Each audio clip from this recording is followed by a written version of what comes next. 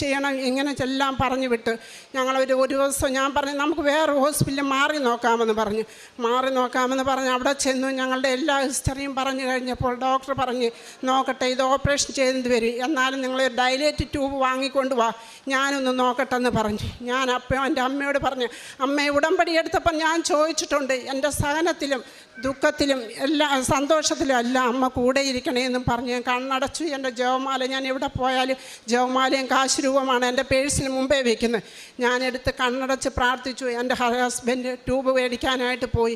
ഞാൻ അവിടെ ഇരുന്നപ്പോൾ പിന്നെ എന്താ കണ്ടതെന്ന് വെച്ചാൽ ഈ അൾത്താരം മുഴുവനും ഒരു 10,000 ലൈറ്റ് ഒരുമിച്ച് കത്തിച്ചാൽ പോലും ഇല്ലാത്ത ഒരു പ്രകാശത്തിൽ ഇതുപോലെ തന്നെ ഈശോയുടെ ക്രൂശിത രൂപം, അമ്മ അച്ഛനിങ്ങനെ ആളുകളെ മുട്ടുകുത്തി പ്രാർത്ഥിക്കുന്നു. ഇതെല്ലാം എനിക്ക് കാണാൻ കഴിഞ്ഞു.